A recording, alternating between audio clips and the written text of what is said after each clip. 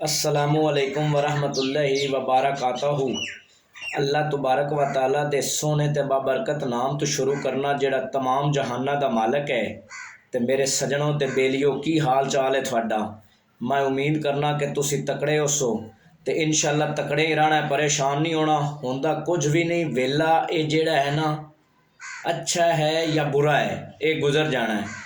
तो तकड़िया रहना, परेशान नहीं होना। तो चलो अज की गल का आगाज़ करने। गल कुछ इस तरह है कि एक बादशाह होंदा है ते वो रखदा है हाथी।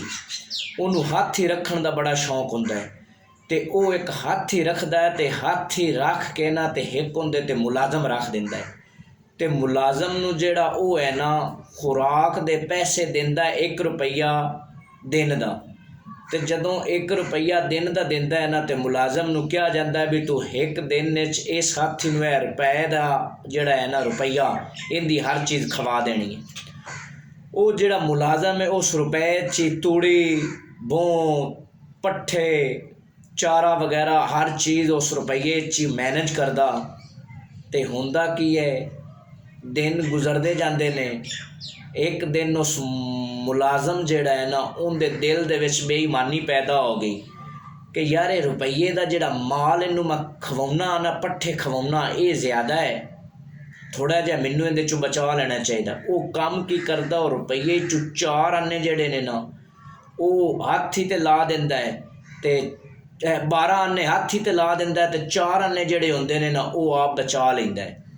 तो जदों बचा लैंदा ना अगे हाथी बड़ा होंदा है मोटा ताज़ा, तो फिर वो लिस्सा थोड़ा जिहा होना शुरू हो जाता। जदों लिस्सा हो जाता है ना तो बंदे उस हाथी नूं वेख के ते बादशाह नूं जाके दसदे ने कि बादशाह सलामत जिहड़ा तुहाडा हाथी है ना वो कमज़ोर होना शुरू हो गया। तो जदों बादशाह नूं पता लगता है वो वज़ीर नूं बुलांदा है। तो वज़ीर नूं आंदा है की मसला है। वज़ीर आंदा है बादशाह सलामत जिहड़ा मुलाजम है ना उहदे च बेईमानी, उहदे च लालच आ गया। तो बादशाह आंदा फिर की करना चाहिए। वज़ीर आंदा कि उहदे उत्ते एक होर मुलाजम रख दिंदे आ सुपरवाइज़र। उन्हें जनाब ना बादशाह के ठीक है रख दो। उन्हें उस मुलाजम के उत्ते एक होर मुलाजम रख दिता। तो जदों वो मुलाजम रख दिता ना तो वो मुलाजम उस मुलाजम ते आके आया तो उन्हें निगरानी की। तो वो जिहड़ा हाथी है ना पहले तो वो पहला जिहड़ा मुलाजम है वो पैसे बचाउंदा 4 आने, लेकिन वो जदों नवा बंदा आया उन्हें ना बचाए, उन्हें पूरा रुपया खवाया तो हाथी फिर तकड़ा हो गया, मजबूत हो गया। तो जदों थोड़े जे दिहाड़े पै ना तो फिर होया कि वो दोवें मुलाजम आपस में मिल गए। उन्हें आख्या यार इंज निज़ाम जिहड़ा है ना नहीं चलता, कुछ आपां भी विचों खावीए। 4 आने वो पहले वाले मुलाजम ने ले ले तो 4 आने दूसरे मुलाजम ने उन्हें आपस से वंड ले। तो जिहड़ा 8 आने ने उन्हें जनाब हाथी दा वास्ते ना समान समून ले आंदा, उन्होंने औखा जिहड़ा चारा चूरा तूड़ी वगैरह डालन। मुख्तसर हाथी फिर कमज़ोर होना शुरू हो गया। बादशाह को फिर एक गल पहुंची। बादशाह ने उस तरह वज़ीर नूं बुलाया। वज़ीर आख्या जी वो जिहड़े दोवें मुलाजम ने ना उन्हां च लालच पैदा हो गया, फिर की करना चाहिए है।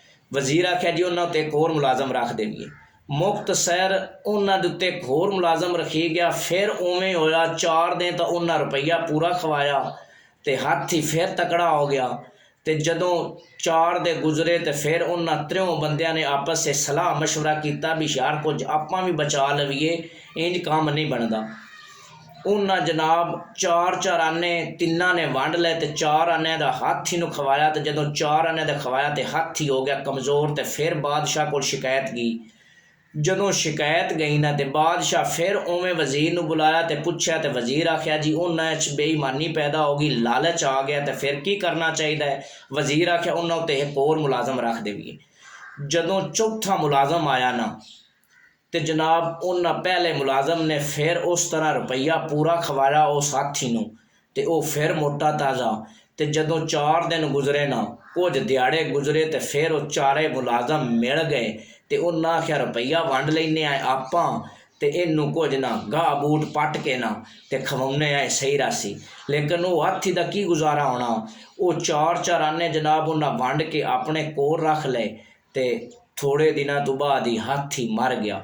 तो दोस्तों गल सुनाण दा गल करन दा मतलब ये साडा जिहड़ा कल्चर ਸਾਡਾ ਜਿਹੜਾ ਸਮਾਜ ਔਰ ਸਾਡੇ ਕੁਝ ਜਿਹੜੇ ਮਹਿਕਮੇ ਨੇ ਉਹ ਵੀ ਇਸ ਤਰ੍ਹਾਂ ਹੀ ਚੱਲ ਰਹੇ ਨੇ।